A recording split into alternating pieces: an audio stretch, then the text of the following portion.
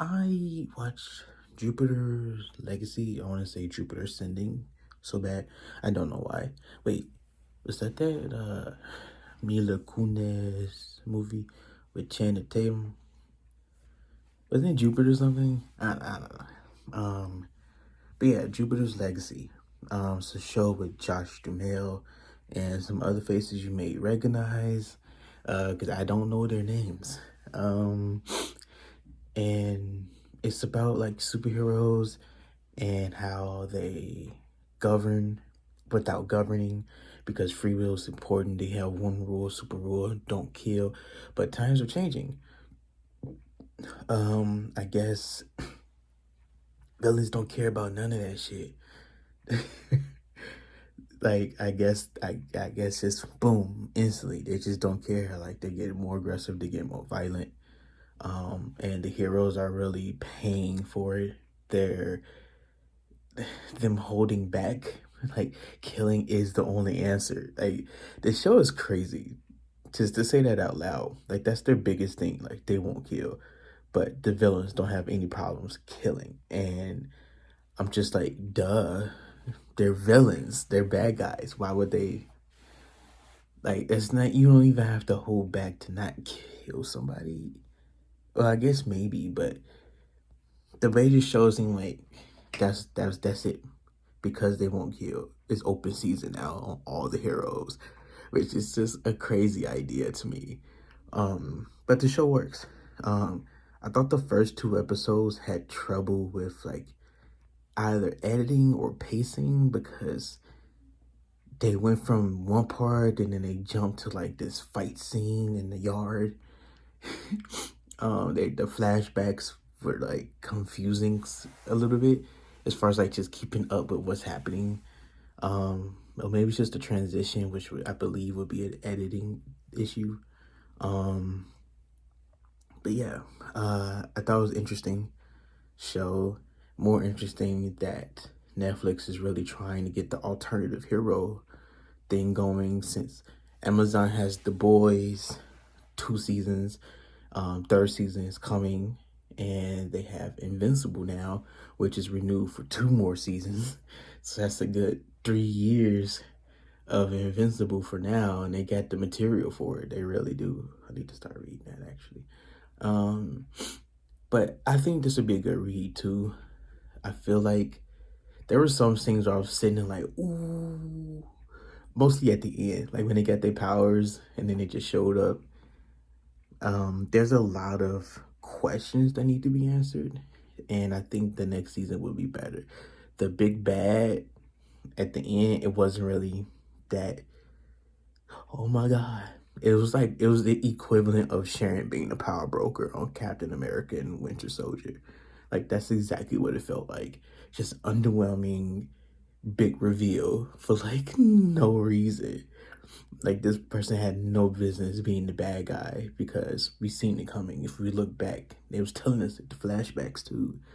Like if you look back and watch the show, you will see every time the main guy says something. Uh, how can I word this without spoiling it? Um, he, the person there who will turn on them, was like making faces or like judging everything that they did, and it's like it's not a surprise that you're the bad guy. It's just really not. Um, what I hate about this show though is pretty big. I hate the daughter. I hate her. I don't know if she's like that in comic, but in this show, she sucks. Um, she has a brother. The brother follows the father, and she wants to rebel, do her own thing.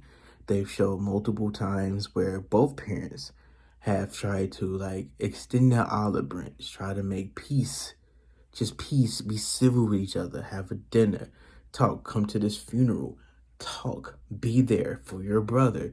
And that's it. She even like has hookups with people, and then her dad comes up and all of a sudden she just loses it. Like he's dealing with all this other stuff. He even told her like, I'm trying, and you just shut me down. And she just sat there like she was being traumatized. and just the ultimate victim, and it just tripped me out. Even if you're sympathetic towards her, the mom tried to reach out because she has beef with her dad.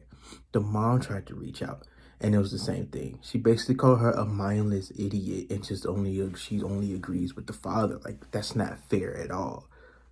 Like, she can't really get in between, but she also can't go against the husband. That's just dumb. Like, he, he put expectations on them and want them to live up to being like a role model expectation, which is not fair, but also it's not traumatizing at all.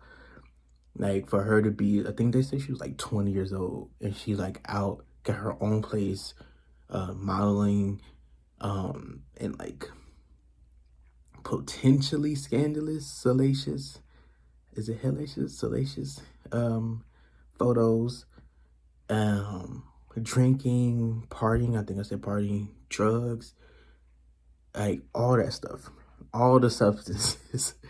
And the brother's just sitting there, you know, like, you could call him a suck up or whatever, but I don't think so. I think he wants to make a difference. He wants to be a hero, and she just wants to party. She just wants to make her parents angry, which I believe it was shown in the show.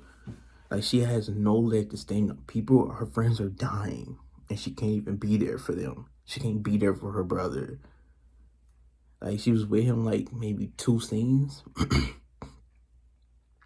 And like, she goes and like sleeps with this guy who's the son of the friend that originally turned on him. And it's just crazy. She has some serious daddy issues, but I think there are just all issues with her. Like, everything cannot be your parents' fault. It just cannot. Like, your parents didn't make you steal those drugs and shove it up your nose. Your parents didn't make you late for your job. Your parents didn't make you,